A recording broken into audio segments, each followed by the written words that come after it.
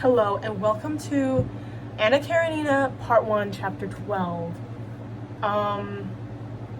Also, if y'all are wondering, I got 102 on my midterm from the previous video, so if you guys even cared.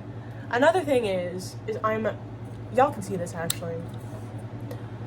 Look, I'm breaking out like crazy on my chin. I don't know the reason why. I have a couple hypotheses, theories, whatever. Hypotheses, just theories, like whatever. I think it's because my nails, I trimmed them, took the nail polish off, but they used to be pretty long and there was probably a lot of bacteria underneath them. I was touching my face a lot, whatever. I think that could have been a possible reason. Another possible reason is that I took a Plan B, like a couple weeks ago, and it messed with my period. It made my period come like 2 weeks early, which was not cool at all. That was annoying. And third and final reason, which I'm hoping isn't the case, is that my body is just telling me that my current boyfriend isn't the right person for me, which clearly my ex was not the right person for me because he was actually borderline abusive, and like controlling and crazy, and I wasn't breaking out while dating him, so I don't know if that's necessarily the case. So yeah,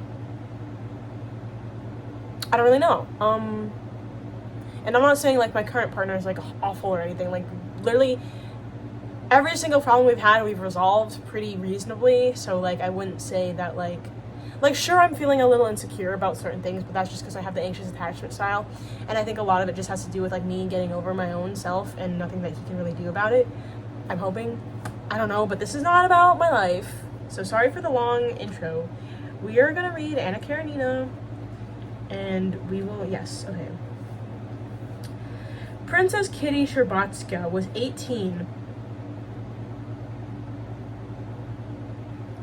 and this was her first season. Her success in society was greater than that of her two elder sisters, and greater even than her mother had expected. Not only were nearly all the youths that danced at the Moscow balls in love with Kitty, but two serious suitors presented themselves for her that very first winter, Levin, and immediately after his departure, Count Vronsky. Levin's arrival at the beginning of the winter, his frequent visits, and evident love for Kitty gave rise to her parents' first serious deliberation as to her future, and to disputes between them. The prince took Levin's part and said he desired nothing better for Kitty. The princess, with a woman's way of talking around the question, said that Kitty was too young, that Levin had not shown that his intentions were serious, that Kitty was not in love with him, and so on. But she did not say the most important things, namely that she expected a better match for her daughter, that she did not like Levin and did not understand him. When he suddenly left, the princess was pleased and triumphantly said to her husband, "You see, I was right. When Vronsky appeared, and she was still more pleased, and okay. When Vronsky appeared, she was still more pleased and was strengthened in her opinion that Kitty ought to make not a good, but a brilliant match." In the mother's eyes, there was no comparison between Levin and Vronsky.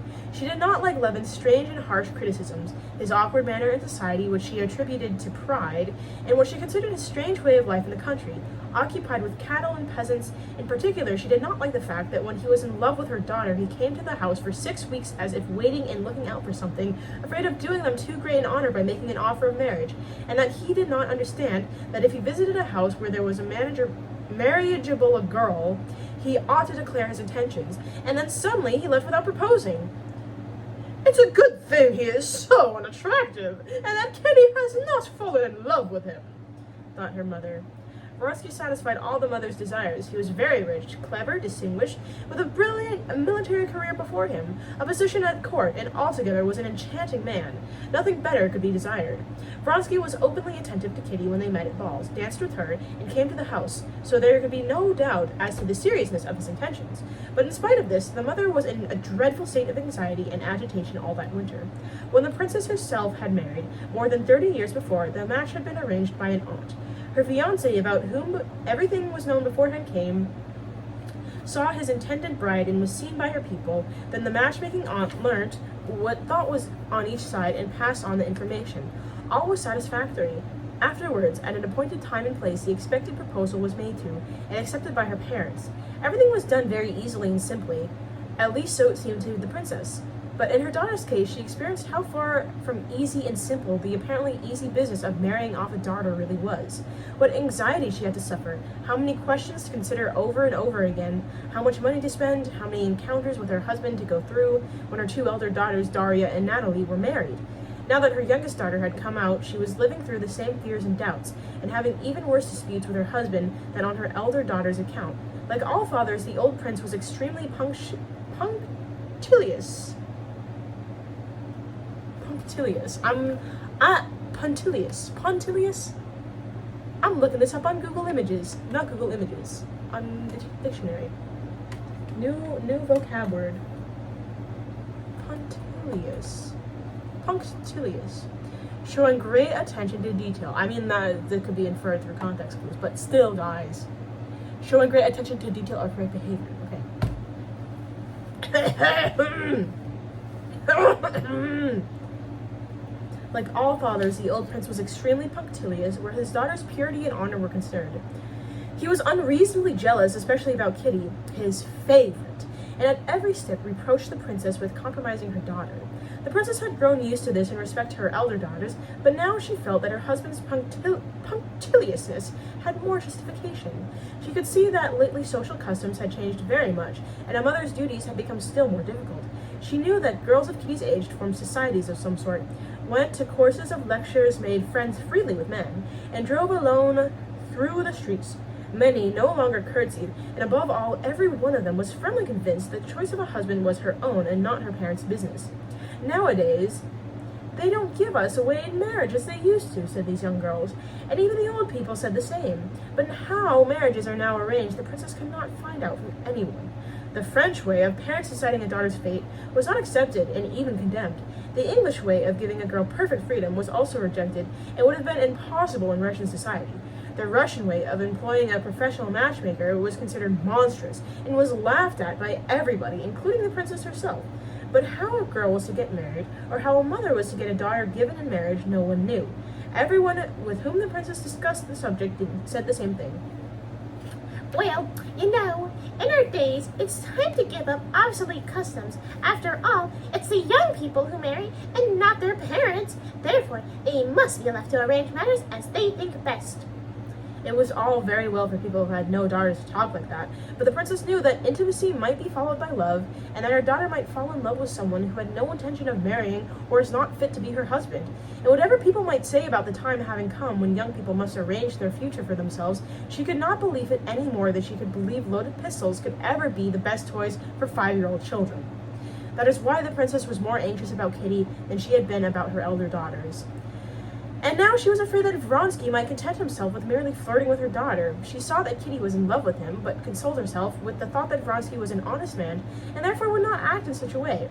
At the same time, she knew that freedom now permitted made it easy for a man to turn a girl's head, and knew how lightly men regarded an offense of that kind. The week before, Kitty had repeated to her mother a conversation she had with Vronsky while dancing the mazurka with him. This conversation had partly reassured the princess, but she could not feel quite at ease. Vronsky had told Kitty that he and his brother were so used to comply with their mother's wishes that they could never make up their minds to take an important step without consulting her.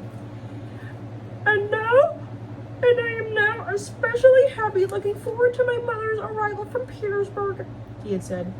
Kitty had narrated this without attaching any special meaning to the words, but her mother they appeared in a different light.